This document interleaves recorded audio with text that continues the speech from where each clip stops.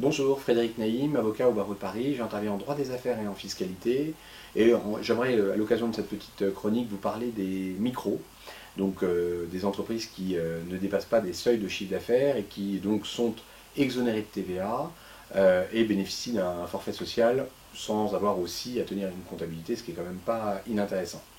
Je vois souvent, et donc j'aimerais juste vous dire un peu comment ça se déroule, des entreprises donc, qui sont au micro et qui à un moment donné n'y sont plus, mais pour conserver les avantages, notamment pas de TVA et régime de forfait social, vont forfaitairement continuer à déclarer des chiffres qui ne correspondent plus à la réalité.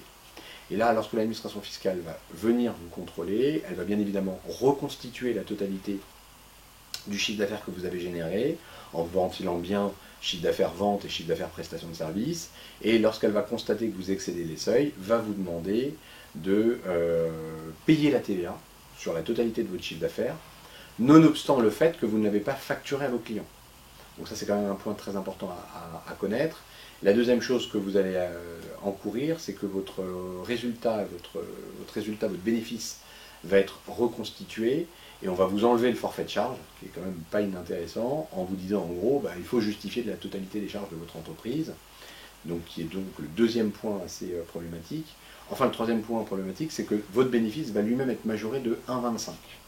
Donc, vous vous retrouvez finalement avec de la TVA, avec un bénéfice qui va être rehaussé, un bénéfice majoré de 1,25. Et enfin, on va vous appliquer des pénalités de 40%, voire plus, si vous cherchez à dissimuler le fait que vous n'êtes plus au régime micro et que vous avez excédé les seuils.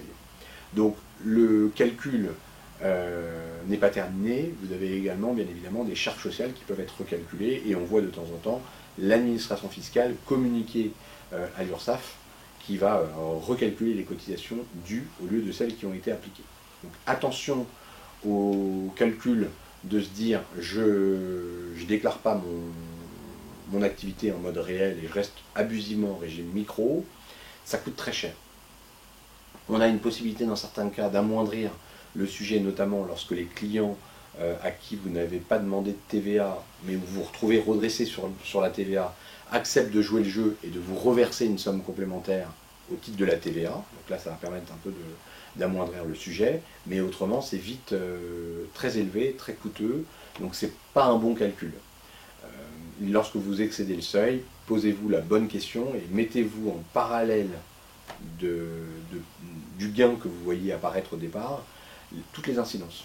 TVA, bénéfice majoré d'1,25, plus de charges et 40% de pénalité. Donc, à un moment, il faut peut-être se poser la question de savoir si, lorsque vous êtes en micro et que vous voulez absolument rester en micro, diminuer votre niveau d'activité pour rester bien dans les clous du micro. Ça, c'est la première question. Et la deuxième question, autrement, c'est de jouer carrément la carte de l'entreprise normale en vous mettant dans un autre modèle que celui initial. J'espère que ces informations vous seront utiles et je suis à votre disposition pour vous accompagner en cas de contrôle de ces dépassements de seuil. Merci à vous.